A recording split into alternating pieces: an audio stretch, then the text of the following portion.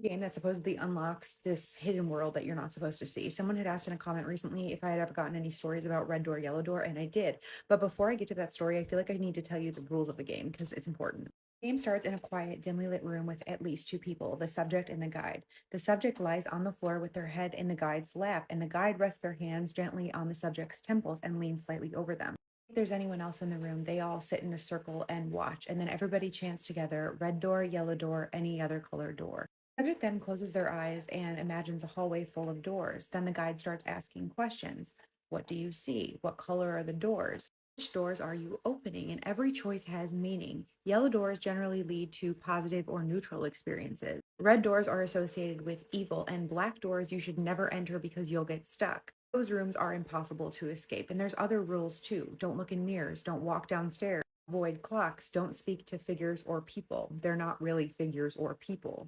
As this game goes on, there are signs the guide needs to know in case they need to end the game abruptly, in case the subject says that someone's following them. The guide should wake them up. If they stop responding to the guide's questions, the guide should wake them up. And if they see a man in a black suit, the guide absolutely needs to wake them up. Now that you know the ground rules of red door, yellow door, let's get to Ariana's Spooky Scary Storytime submission. If you're new here, Spooky Scary Storytime is my series where I share listeners' allegedly true, scariest stories, the ones I think nobody else would believe. Said, I know this sounds crazy. I know many people aren't going to believe me, especially if they've never played or heard of the game, but I swear this really happened. In 2022, Ariana and her two best friends heard about the Red Door, Yellow Door game on TikTok, and they decided to play one night while having a sleepover. One of her best friends decided she was going to be the subject first, and her other best friend decided to be the guide. So she goes into this trance-like state. The guide is asking her questions, and she starts describing doors. And that surprised both Ariana and the guide, and they got excited. She starts describing these doors, and all of a sudden, before she could enter one, she said, I see a man in a black suit, and that freaked them out. So they decided they were going to try to wake her up. They remembered from the rules that if you saw a man in a suit, especially with no face, you were supposed to wake the subject up immediately. And so they did, and she came to, and she was a little unsettled. Then they decided to re-look at the rules just in case they missed anything and became a little bit familiar with the game. Then Ariana's friend, who had previously been the guide, decided she was going to be the subject. She became the subject, entered a yellow door, and had a positive experience before she came out of it. Then the first friend that Ariana said was the subject decided she wanted to try again, and so she goes back into the trance. And she starts describing the same hallway of doors that she saw the first time. She enters one door and saw the tall man in the black suit with no face sitting at a long wooden table. She immediately left the room and entered another room, but that room was filled with clocks. She knew clocks were a bad sign too, so they told her to get out. She leaves, she goes back in the hallway, and she enters a third room, which was filled with nothing but bright white light. They weren't sure if the bright white light was good or bad, but they thought they didn't know about it, and so it was best to just wake her out of it. But they had a hard time getting her out of this trance-like state. She said she couldn't get out, and she was locked in. It took some struggle, but eventually she came to, and it was around 2 a.m., but they were all a little unsettled by the whole experience, and so they walked outside for a little while just to shake it off. 2 nights later, the three girls had all but forgotten about the game, and they were having another sleepover at Ariana's dad's house. They were all just sitting around. She said they were just kind of scrolling on their phones, and they noticed the one friend who had seen the hallway of doors and had seen man was all of a sudden sitting there with her eyes closed, her hands clenched shut, and her phone face down. They said, "What are you doing?" Without opening her eyes, she said, "That man is here." Her eyes were still closed, but she was describing sitting at the end of the wooden table that she had described when she was playing that game. She said, "He's looking at me," and all of a sudden she started gasping for air, and so Ariana and her other friend grabbed her. They were pulling her eyelids back, trying to wake her up. They were shaking her. Eventually they both picked her up, and she woke up crying. After that night, Ariana said things just got stranger, and she found her friend slipping back into that state more and more often. She said it felt like something had attached itself to her, but anytime they would ask her in her waking state, she would just say, "I don't know what you're talking about. I don't remember that." By the end of 2024, they asked her again, and finally she said, "Yeah, I remember." She says she's since put more distance between their friendship, but she hasn't asked if she still is visited by that man.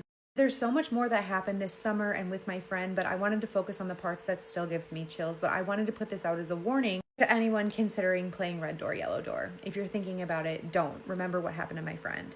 She said this is 100% not just a game. If you have played this game, let me know your experience. I have not. I'm too much of a chicken. If there's any other internet lore creepy games that I should explore or look for stories on, let me know those too. This is why you should always do a ton of research before moving into a new place or house, because if the rent is way too cheap, there might be a reason behind it. Evan had just recently landed his dream job. The only problem was that it was about 2 hours away from where he currently lived. So the 2-hour commute there and back was insane. He finally decided that it was time for him to move closer to his job. He started looking at places. The only problem was that everything was extremely expensive. They wanted the first month's rent, last month's rent, they wanted a down payment, they wanted his kidney. Like, it was insane.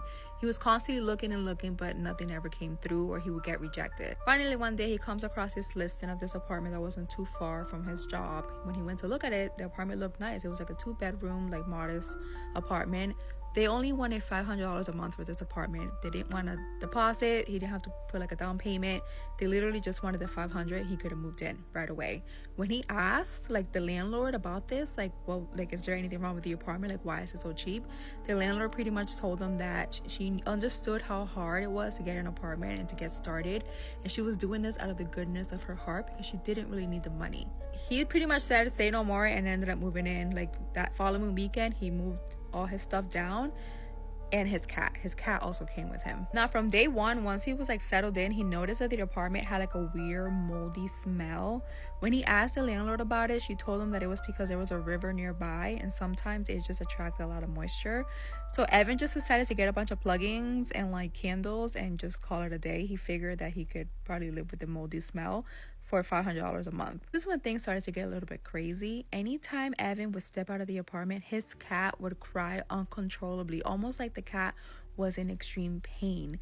So much so that the neighbors started to complain, and Evan ended up having to take the cat to live with his aunt while he was living in that apartment, because the cat could not be left there. Like, no matter what he did, the cat was completely just like terrified of being in the apartment. Once the cat left, it was almost like things took a turn for the worse.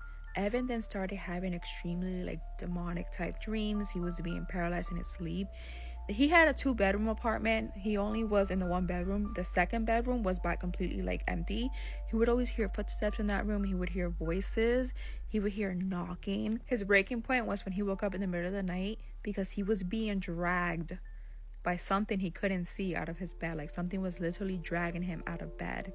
He ended up calling his aunt, who was very spiritual. He kind of told her what was going on, and she recommended this lady that does cleansings. She was like, you should call this lady.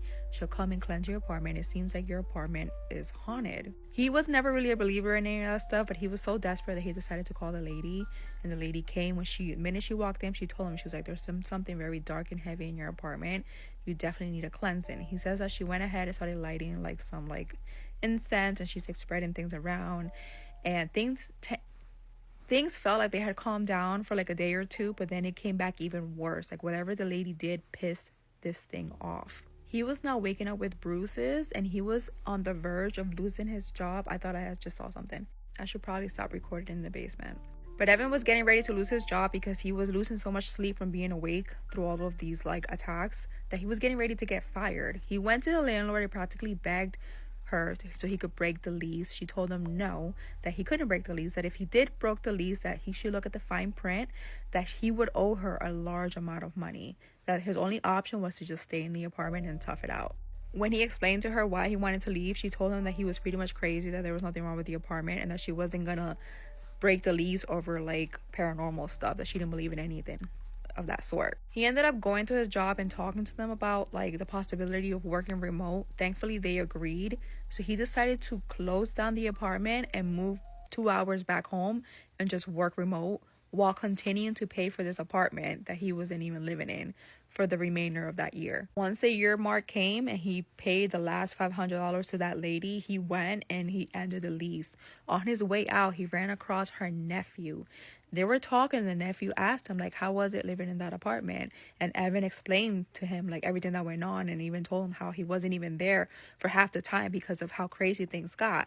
Then the nephew told him that he didn't understand why his aunt had rented out that apartment, because that apartment was notorious for being haunted, that any person that had ever lived in there has never lasted more than like a month, because they all express feeling things and being dragged and like being paralyzed. Apparently, the person who lived there like years ago was a lender. He lended money to like people in like the neighborhood, and if the person wouldn't pay him back, he would come after the person. He would torture them. He would unalive them or their family. So he was hated by the community. One day, a bunch of people got together, went to his house, that apartment, and ended up unaliving him and his wife. And after that, the apartment was extremely haunted. So yeah, once Evan ended the lease, he left and never heard of that place ever again. Those people or those ghosts or demons are probably still in that apartment today. The following story was sent to me by my brother, and I haven't even read it for myself, so we're gonna read it for the first time together. I just know the title, and it's The Weeping Lady of Waverly Hills. Also, I'm wearing these little spiders that got sent to me in my P.O. box. Thank you again. I love you. Waverly Hills Sanatorium in Kentucky. Once a tuberculosis hospital, is infamous for its paranormal activity, with the most compelling stories often revolving around the ghost known as the Weeping Lady. This spirit is said to be of Mary Lee, a nurse who worked at the sanatorium in the 1920s and tragically contracted tuberculosis herself. Whoa. According to local legend, Mary Lee was not only battling illness but also a broken heart after being abandoned by her lover. What the Overcome with grief and illness, she is said to have taken her own life. Her spirit, clad in a hospital gown, is often seen wandering the decrepit hills, her sobs echoing through the rooms, her presence marked by a palpable sadness that visitors claim to feel. In 2004, a paranormal investigator named David Carson and his team captured a chilling encounter on video. Their footage, though grainy, clearly shows a misty figure moving slowly down a hallway, pausing as if aware of being watched before disappearing into thin air. Should we look that up? The audio captured alongside it bore the distinct sound of a woman crying, a haunting sob that sent shivers down the spines of even the most seasoned ghost hunters. Visitors to Waverly Hills often leave with stories of unexpected emotional surges, feeling of immense sadness and despair seemingly coming out of nowhere. Many believe there are Mary Lee's emotions still resonating within the walls of the sanatorium, and she continues her endless sorrow vigil. Wait, this is so sad. I mean, I'm sure if I saw her, I'd be scared, but this is so sad. Why do people get stuck? Like, if she's still there, like, why would she still be stuck somewhere? I don't know, but what do you guys think? This 12-year-old girl was beaten and unalived by her own friends at a sleepover. I just covered a case very similar to this one, and the fact that there's another case that's eerily similar to it, and it's teenage girls attacking each other at sleepovers, is absolutely insane. This is the story of Shanda Sharer. I do have to give a trigger warning that this video does involve the unaliving of a minor. Please take care of yourself, your mental health matters, and a quick disclaimer that I'm just a girl, I'm not a lawyer, and all this information is publicly available. Shanda Sharer was a 12-year-old girl from Madison, Indiana. She was this bright, bubbly, outgoing kid that everybody loved. She was really close with her family, she absolutely adored her friends, and she just had this energy that lit up a room. She loved going to school and dancing to music. She had a big heart, and everyone who knew her said that she was impossible not to like. On January 11th in 1992, Shanda went to a sleepover with 4 of her friends who were fellow teenage girls. Their names were Melinda Loveless, Lori Tackett, Tina Brandon, and Hope Rippey. And I need you to hear this and remember this. This was not a random crime. This was planned, deliberate, and fueled entirely by jealousy of teenage girls. Melinda Loveless was the ringleader of the attack. She was obsessed with Shanda's ex-girlfriend. She wanted her attention and was just insanely jealous of Shanda. And instead of dealing with her jealousy in a normal and healthy way, she convinced the other girls to kidnap Shanda. Like, she literally manipulated 3 other girls to hopping onto her plan and committing an attack towards another one of their friends. So the girls tricked Shanda into coming over, getting into one of their cars, and pretending like it was a normal ride to a normal sleepover like they've had before. But instead of driving to a house, they drove her to a random remote location. And Shanda had no idea what was going on. She was very confused. And once they got there, they tortured her and abused her for hours. And they took her life in such a brutal way. They her multiple times, burned her, and strangled her. And the 4 teenage girls took turns attacking her. Like, how are 4 teenage girls that messed up that they think that this is okay? Again, I said this in my other video about the Kira Hart case, but when I was 12 and 13, I was painting my toenails and watching movies at sleepovers. We did not do this kind of stuff. Teenagers scare the shit out of me. And some of the most chilling details of this case come from a psychology standpoint. Melinda was completely obsessed. Lori was emotionally manipulated by Melinda. Tina was sort of along for the ride, like she didn't care and didn't have a very good conscience, clearly. And then Hope was eventually swayed into committing the act too. So peer pressure, obsession, and manipulation combined into something so horrifying on this night. And all of it was over jealousy of a relationship that had nothing to do with them personally. That was Shanda and her ex-girlfriend's business. That was not any of their business. They ended up leaving Shauna's body in a remote area in Jeffersonville, Indiana. The 4 girls just drove off and left her there. Of course, when Shanda didn't return home, her mother became worried and called police. Once she was reported missing, police began interviewing her friends and family, and they quickly discovered that 4 local teenage girls were involved. Some of the girls' classmates provided information to police, and this was key information, like including sightings of Shauna out with the other girls and knowledge of Melinda's obsession with Shauna's ex-girlfriend. The girlies were giving the officers the tea, and her body was found by locals the next day. Thankfully, the girls were arrested quickly, and of course the trial drew national attention. Each girl was questioned extensively in the interview process, and some initially lied or minimized their involvement. But investigators used strategic questioning and evidence from the crime scene to get confessions. Melinda Loveless ended up getting 60 years in prison. Lori Tackett, who was also heavily involved, got 60 years, but she was released after serving just 20. Hope Rippey got 50 years, but served way less than that due to her minimal role in the attack. Which, I don't know if I would call it that, but alright. And Tina Brandon, who was the one that was the least involved, still got 10 years. I mean, can you imagine?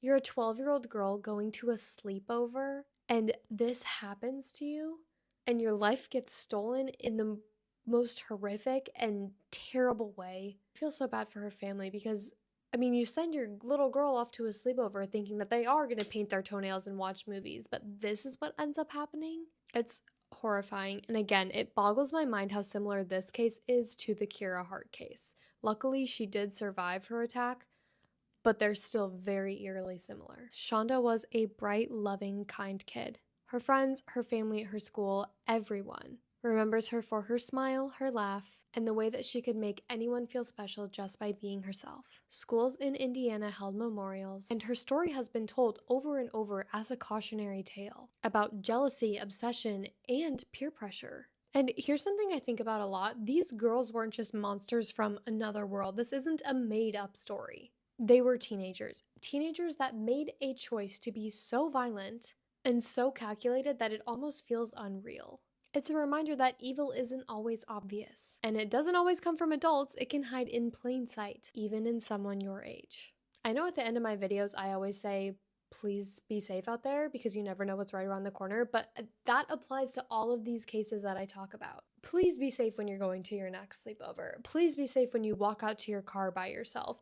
Please be safe in your own home because someone could break in and, please always be looking over your shoulder and please be careful who you trust. That is everything I have on this case. I would love to hear your thoughts in the comments.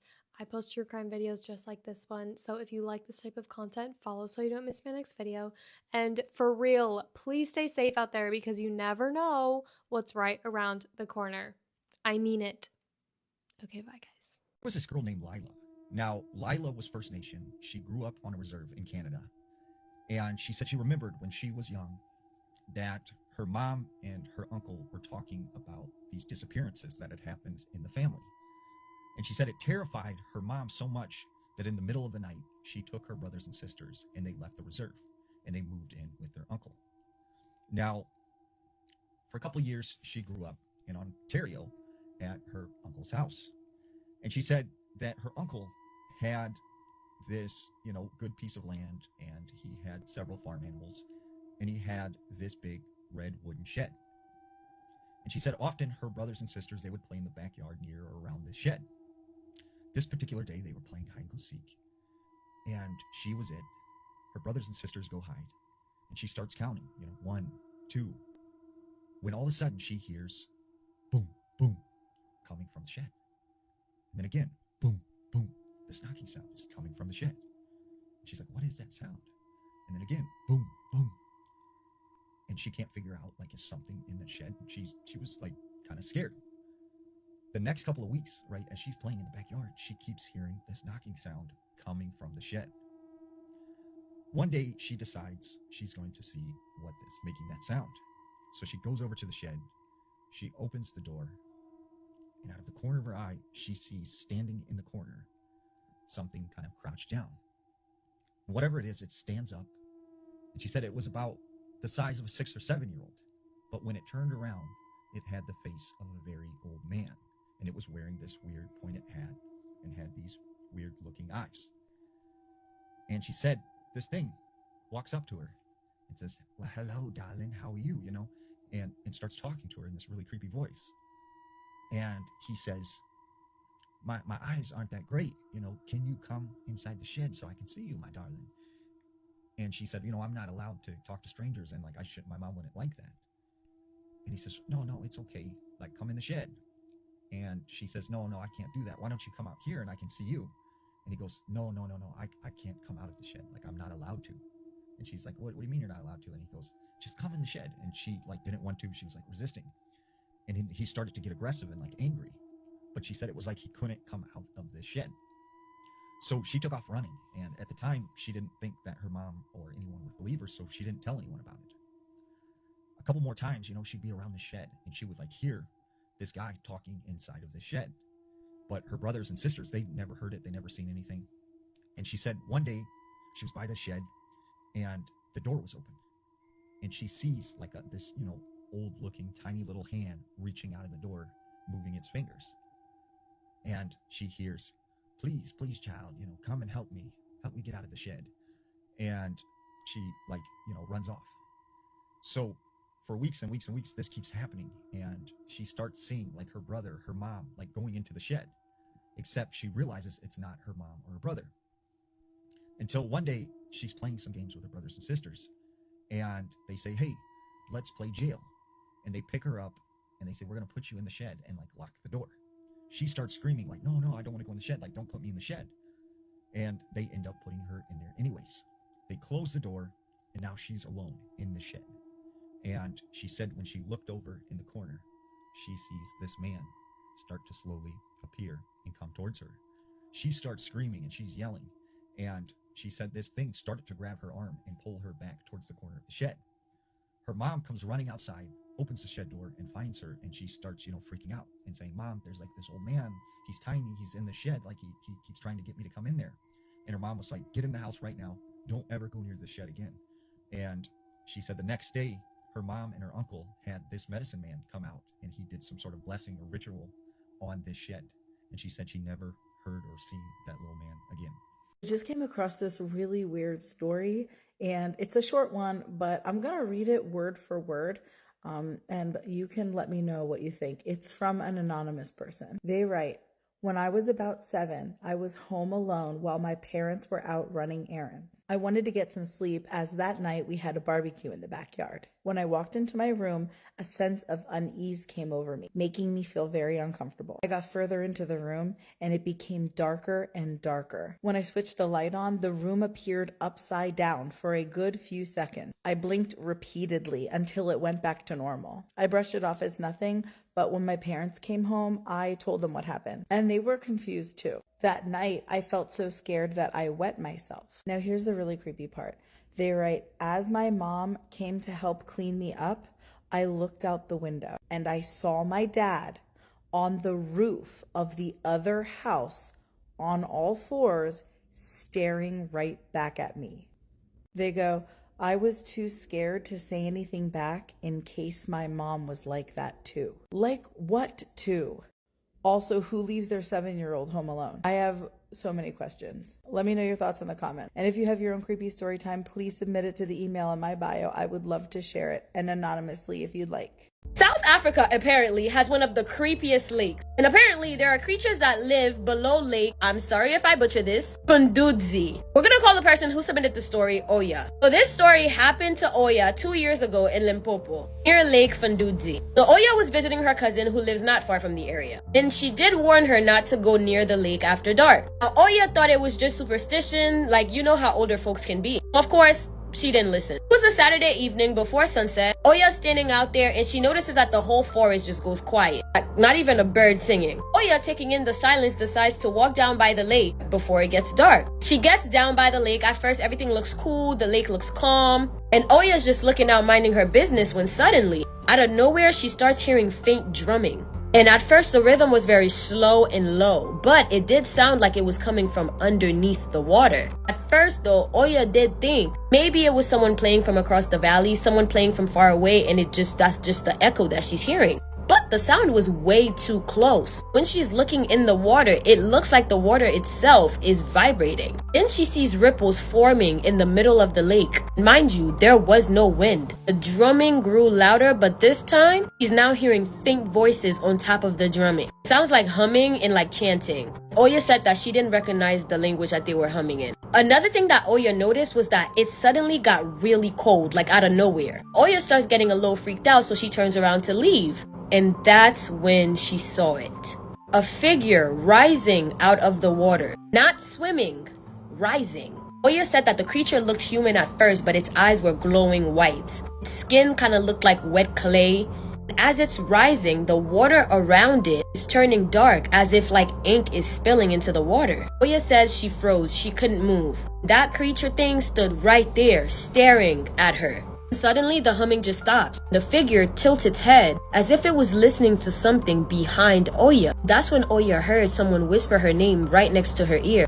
Oya! And when she turned, there was no one there. Oya says she was so freaked at that point, she drops her phone and ran. She didn't even look back. The next morning, her cousin found her phone on the shore, completely dry, even though her phone had fallen near the water. That creepy part is when she opened her photo gallery, last video was just static, so she wasn't able to see anything except for the sound. You can hear the sound very clearly, and it's the sound of the drums and the humming.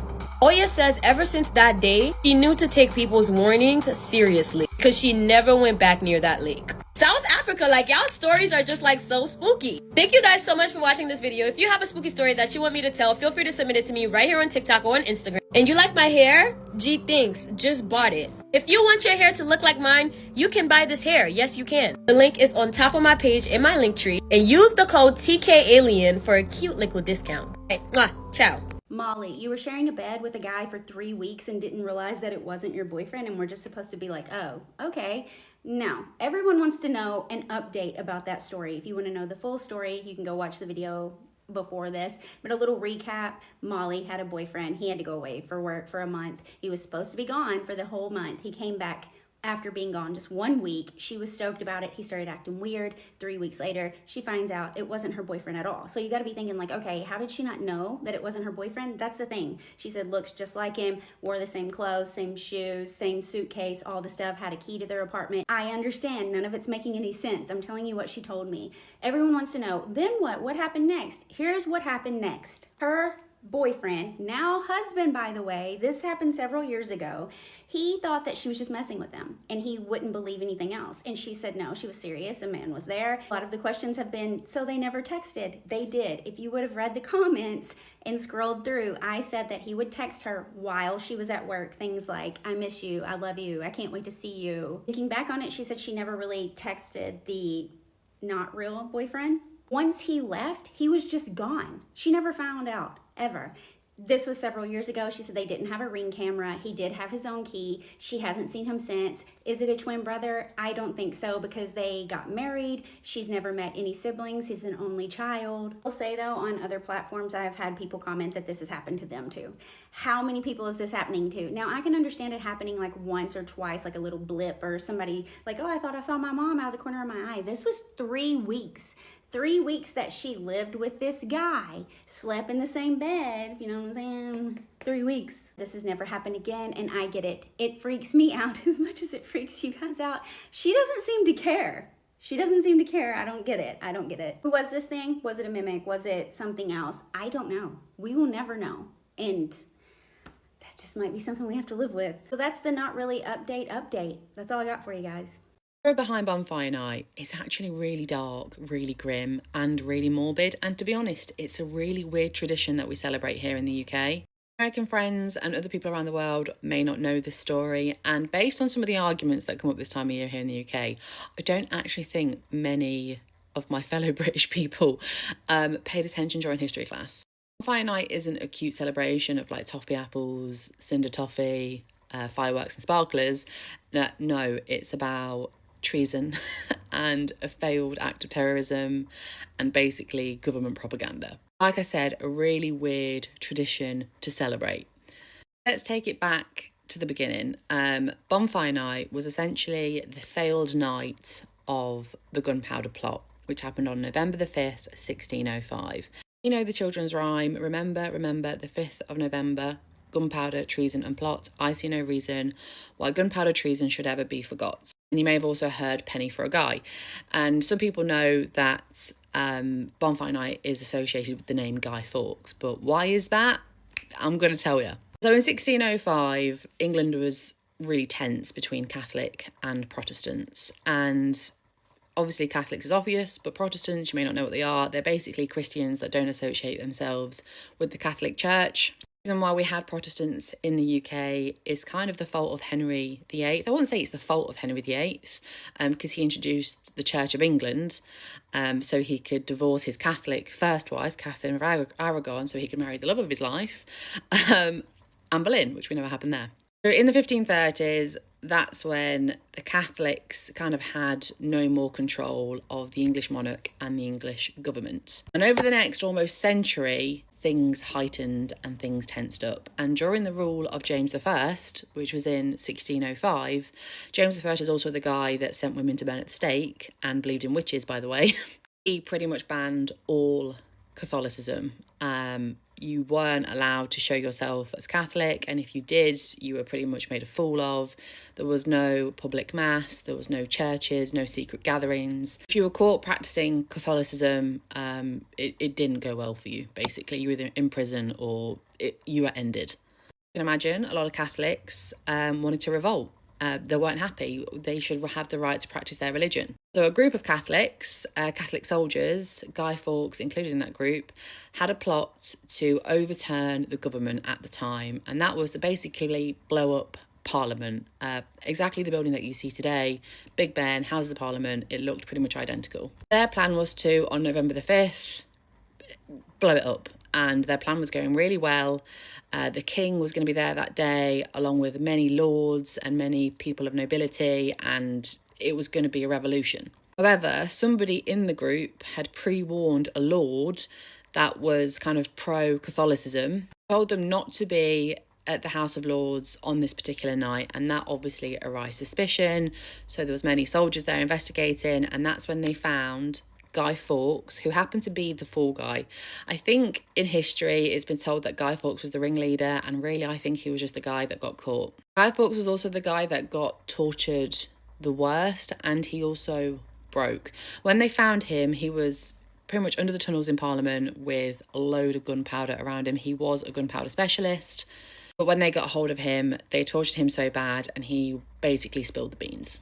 A really famous picture of his signature, one where they made him sign pre-torture and one where they made him sign post-torture, and they broke every single bone in his hand and he can hardly write his name. Catch other people, they were hung, drawn and quartered, which is a way to go, let's just say that. That was also supposed to be the fate of Guy Fawkes, but he managed to jump off the scaffolding at Westminster before they could hang him, and he purposely fell head first and he died instantly. That's a pretty weird thing to celebrate, right? And where does the celebration fall into it? Well, the celebration came from the government, and it's basically a warning to anybody, any group, Catholic or whatever else, that if you attempt to overthrow your government or your monarch or your king, this is what will happen to you.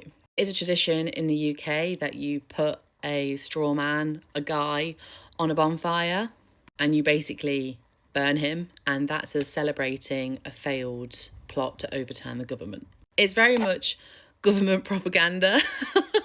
I don't know if this was a thing that happened nowadays. I don't know if it'd have the type of celebration that it does now. And it's really weird how in the UK this celebration has evolved into just, honestly, I really don't like this celebration. There's nothing wrong with like bonfire night, having a bonfire, having sparklers, but we have fireworks here now in the UK that are obscenely loud, and they are accessible to teenagers. Obviously fireworks aren't good for veterans, people with PTSD, dementia, animals, dogs. Many people say, yeah, well, it's a great British tradition, and it's just, is it a great British tradition?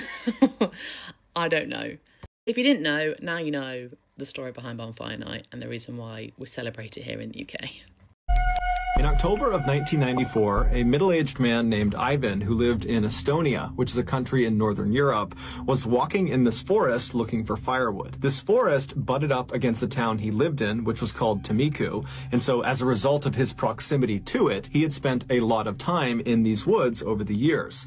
But in general, his exposure to this forest was just on the fringes. He would only look for firewood along the perimeter of the woods. But for whatever reason, that day he was just really having a hard time finding good firewood, and so at some point he decided to just walk deeper into the woods to see if he would have luck in there. And so he turns and starts walking into the forest, and very quickly, when the town has kind of disappeared from view behind him, he looked around and kind of liked being in the woods. He didn't go for walks in the woods, and suddenly he was on this nice nature walk. And so he decided, you know what, I can wait on the firewood. I'll just walk in the forest for a little while longer and enjoy myself and kind of meditate. So he just continued walking deeper and deeper into the woods, and after walking for nearly an hour, just kind of mindlessly walking about, he sees up ahead there is very clearly a clearing, and then before the clearing is what looks like a chain link fence. Now, he's never been this deep into the woods before, so he has no idea what this is, but he's obviously curious, and so he decides he'll go see what it is. And so he continues walking closer and closer to what obviously is a chain link fence, and as he's getting closer to it, the trees around him are beginning to thin out, and suddenly, before he even reaches the fence, he gets a very clear view of what's on the other side. And it's this huge multi-story building that almost looks like a factory or some sort of government facility, and it's sitting maybe a couple 100 feet away from the fence, right in the middle of this property, and there's really nothing around it. It's just this cleared out big open area with this big building right in the middle, and there's a fence all the way around it. And so Ivan is totally intrigued by this, and so he walks right up to the fence, he grabs onto it, and he tries to look and figure out what this building is, but there's no clear signage on it, and there's no people anywhere. It's completely barren. There's nothing but this building. And then he notices there's obviously graffiti on the sides of this building, and the doors and windows appeared to be boarded up. And so this building, whatever it is clearly abandoned. And the first thought that goes through Ivan's head is scrap metal. Times were tough for Ivan and his family, and so he and his two brothers, they all lived together, they would go out and they would steal scrap metal and sell it for a little bit of extra cash to make ends meet and provide for their big family. And so he's looking at this big building thinking, you know, if I can get in there, I guarantee you there is some metal that I can steal and I can sell. And so Ivan stayed at this fence just kind of staring at this building for a little while longer and continued to look around to make sure there weren't any people that he hadn't seen before. And after feeling satisfied that this really was a totally abandoned building, he turned around and began hustling back towards town. And when he finally made it to town, making sure to grab some firewood along the way, he rounded up his two brothers and he told them about this find in the forest. And they all very excitedly agreed that that night they would go right back out there and they would go inside the building and see what they could find. And so around 9 p.m. that night, the brothers met up and they had flashlights and a set of bolt cutters, and they headed into the nearby forest and they marched their way all the way up to this fence that Ivan had found earlier in the day, and they lifted their flashlights up and they scanned through the fence all over the property, and when they didn't see anyone, they put their flashlights down and one by one they climbed up and over this fence, and then once they were all on the other side, they began making their way up to this huge building sitting in the middle of the property. And when they got up to this building, they confirmed it definitely looked like it was abandoned, except all of the doors and windows were sealed in such a way that even with bolt cutters, there was just no way to pry them open. They were not going to get inside this building. And so after a little while of still trying to kind of smash their way into this building, the brothers all linked up and they decided, you know what, we're not getting in, and the longer we stay here, the better the chances are that we get caught. And so let's just head back. And so feeling totally dejected, they turn and they start walking back towards the fence they hopped in on. And as they're walking along, they're kind of shining their lights left and right and looking around. And off to the far right side of the property, there is this small shack that they had not noticed on their way in. And so the brothers look at each other and they're like, hey, you know, we're already on this side of the fence. We might as well go check it out and see what's inside of it. Maybe there's scrap metal in there. And so the brothers turn and start making their way over to this shed. And when they get there, they discover it's only secured with a simple padlock on a wooden door. And so they get their bolt cutters, they pop off the lock, they open up the door, and there's initially nothing inside. At least that's what they think. But they move something on the ground and it reveals this stairwell that leads into this underground bunker. And now it's the middle of the night on this abandoned abandoned property they've snuck into. And so there's some apprehension, but they shine their lights down the steps and they didn't see any immediate hazards. And they're thinking, you know what, this is an adventure. Let's go down and see what's down there. And so they all went down the steps. And when they got down to the bottom, they turned the corner and they shined their light to see what's down here.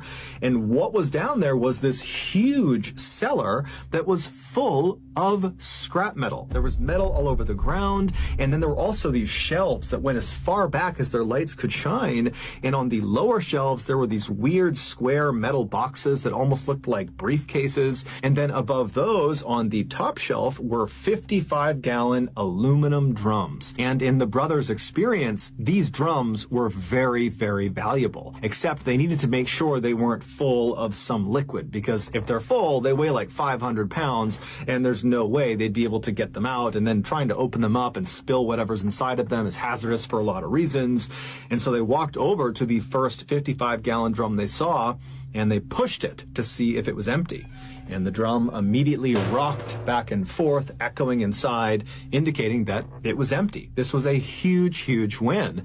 And so the brothers are totally amazed. They grab this first drum, they pull it off the shelf, and they wheel it over to the base of the steps. And then they go back to get another drum off the shelf, and they reach up, they grab another empty drum, and as they're pulling it off, it dislodges another 55-gallon drum that was nearby that was full of some liquid. So it weighed 500 pounds, and it comes crashing off the shelf, and it lands on Ivan's leg, pinning him to the ground. And immediately the two other brothers pulled the drum off of Ivan, but it was obvious there had been significant damage done to his leg. Ivan couldn't even stand up anymore. And so the brothers are looking around thinking, man, this is an amazing haul, but if Ivan can't even walk, I mean, it's going to be a nightmare trying to haul this metal back while also supporting Ivan. And so they decided they would leave now, and they would wait for Ivan to heal up, and then they would come back and they would collect their amazing haul. And so the brothers, they reached down and they picked up whatever pieces of metal they could to just kind of stuff in their pockets. And then the two brothers supported Ivan and carried him up the stairs.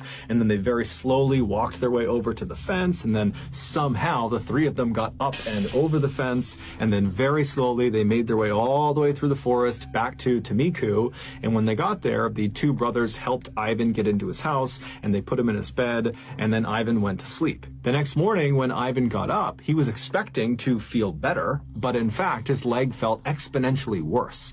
And then over the course of the next 72 hours, Ivan still believed if he just gutted it out and he waited, his leg would get better, but it just got worse and worse and worse. And so 4 days after this leg injury, Ivan was in so much pain he couldn't do anything, and so he finally decided he had to go to the hospital. And so when he gets to the hospital, the doctor asks Ivan, you know, what happened to your leg? And Ivan would tell him that, oh, I was in the woods and a tree fell on my leg, because he didn't want to admit to trying to steal scrap metal. And so the doctors, they accepted this. It seemed totally reasonable based on what his injury looked like. And so they admitted him to the hospital. They put him in his hospital room. And right away, the doctors and nurses began administering all the treatments and things they would do for a crush injury. But it seemed like nothing was working. Over the course of the next several days, Ivan complained endlessly of the pain in his leg getting worse and worse and worse, and the swelling was going up, and overall Ivan's health just continued to deteriorate over his stay in the hospital.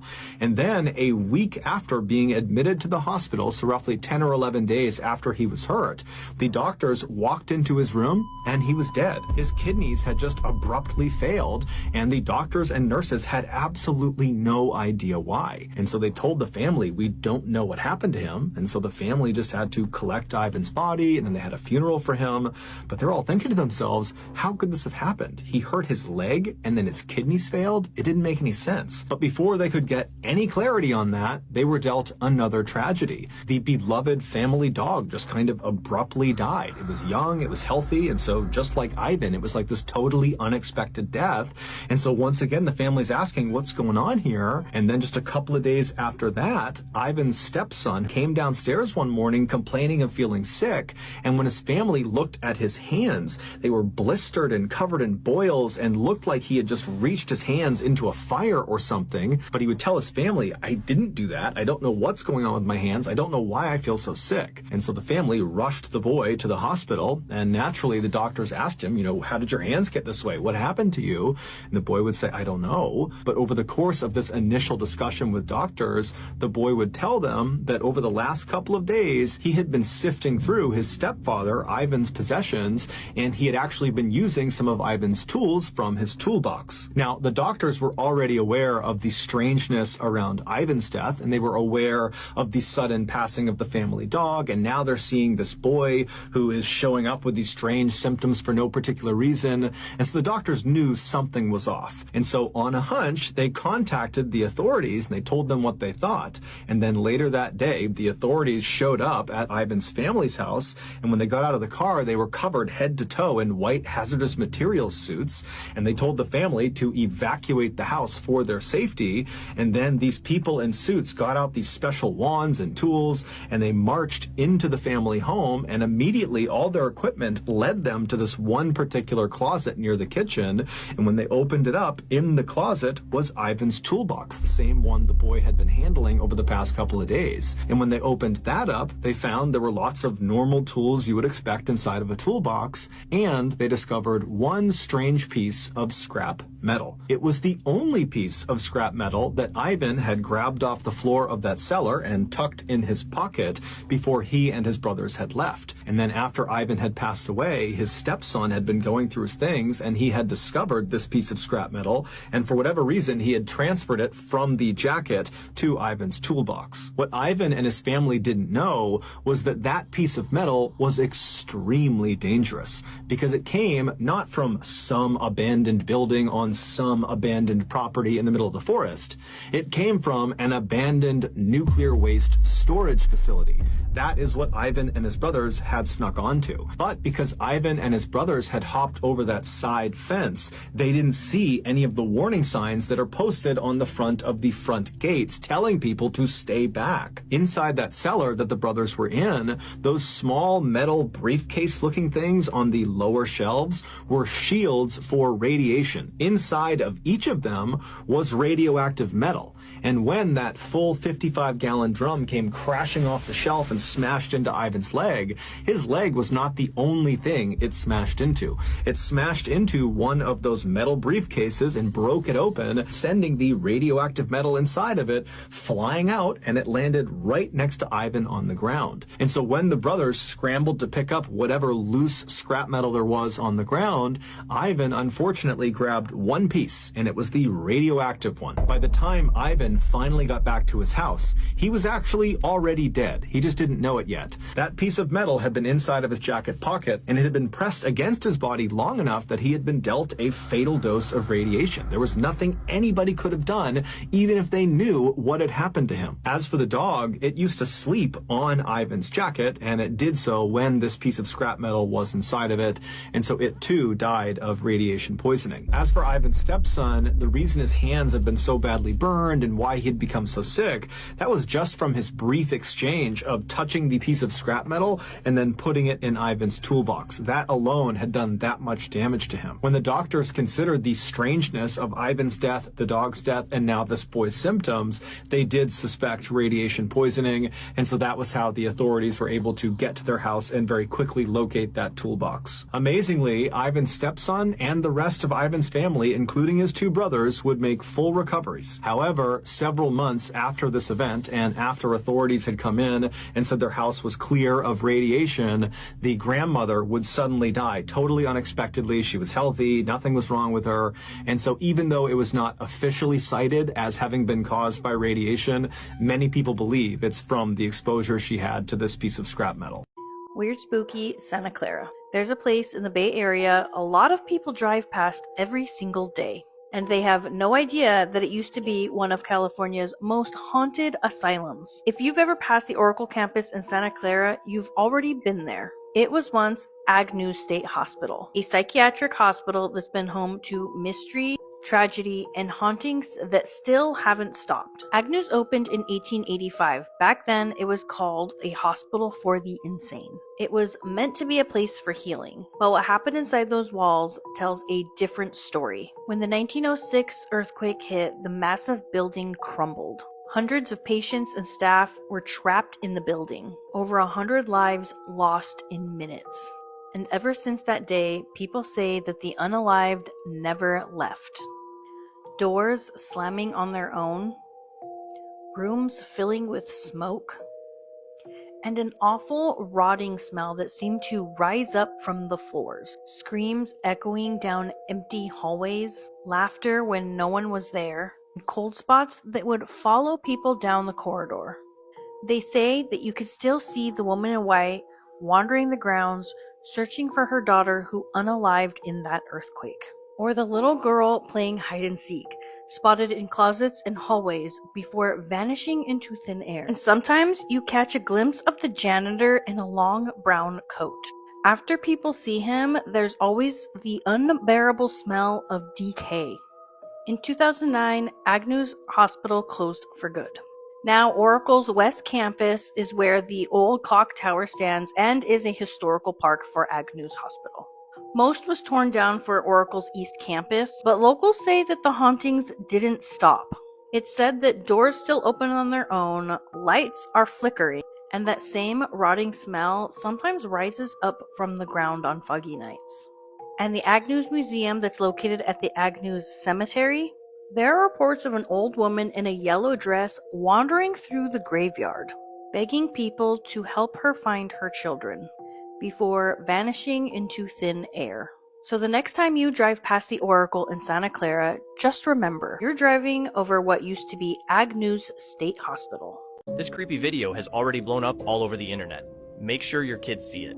In the clip, you can see a little girl totally absorbed in an arcade game out on the street. At first, nothing seems off.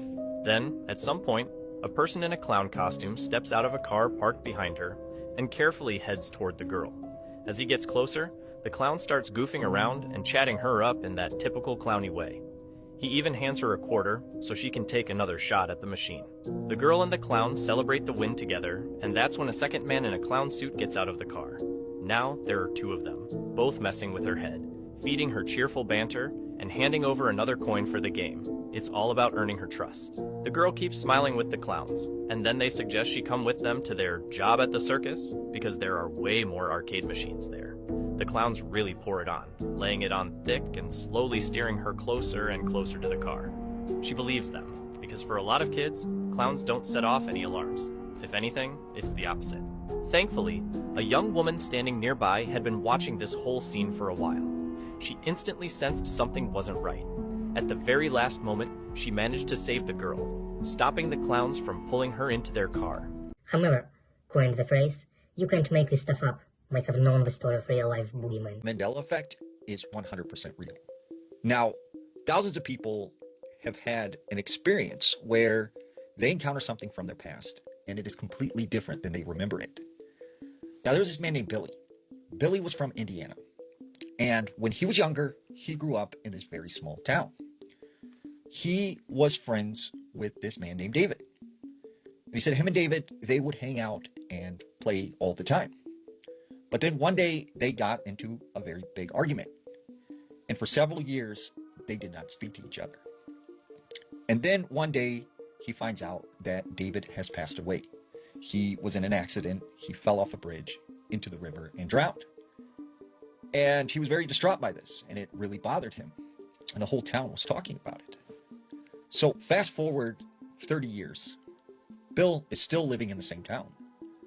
But one day he goes to a high school reunion. And as he's at this reunion, he sees this man walk in. And this man has this eerie sort of presence to himself, and he seems like he knows this person. This man walks over to Bill, and he says, "Hey, how are you doing? Do you remember me?" And he says, "No, I don't know who you are." And he said, "Well, I'm your friend David. We used to hang out all the time, and we had an argument, but now that I'm older, I think it was ridiculous."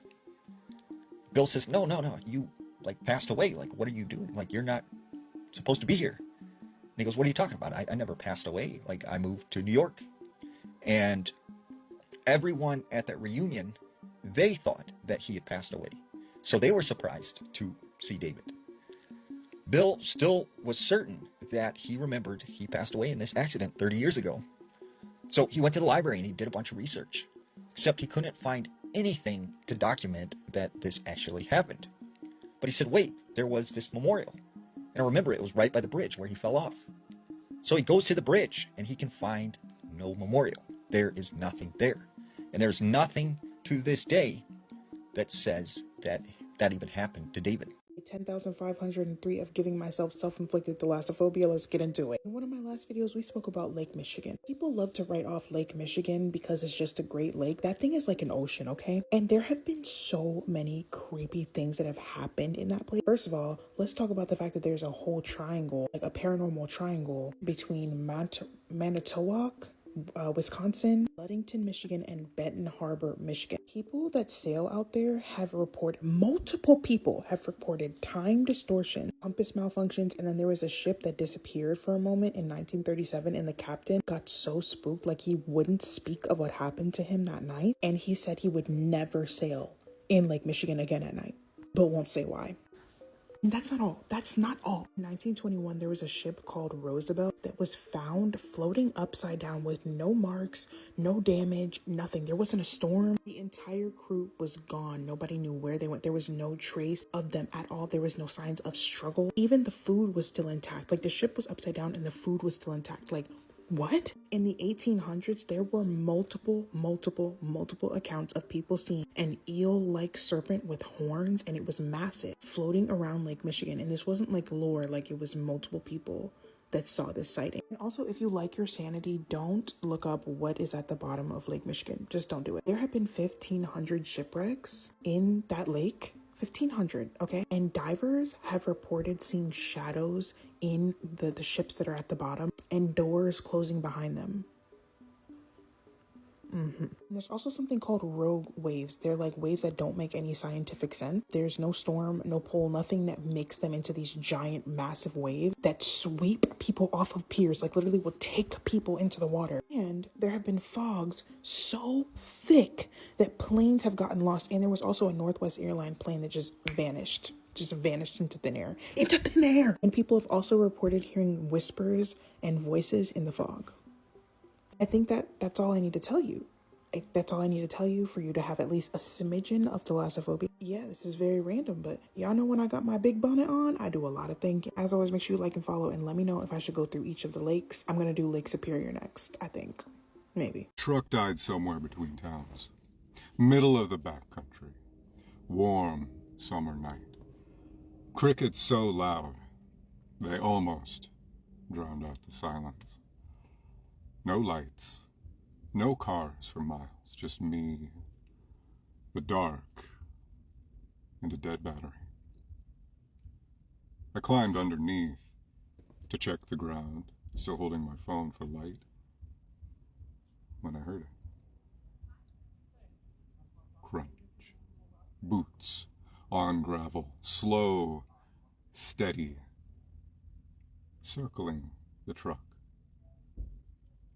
Sound got close enough that I could hear the weight shift in the dirt. Then the suspension sank, like someone got in. I stopped breathing. My arms went numb. I waited for the sound of the door opening again. Suspension lifting, nothing. No crickets, no sounds at all, but the sound of my own heartbeat in my ears. Then my headlights came on. The battery was dead. I turned my phone light off, laid there in the dark, every hair on my body standing on end. I finally looked. No feet, no shadow. When I crawled out, the cab was empty. Truck started on the first try. The drive home was silent and cold. The heater blew, but the air stayed dead and frigid, like something was sitting beside me, breathing it in. I found a gas station, got out to fill up, warm air again. Smell of asphalt and dust. I almost laughed it off. Then, click. My passenger door opened. Suspension lifted. I got in, slammed it shut, drove home.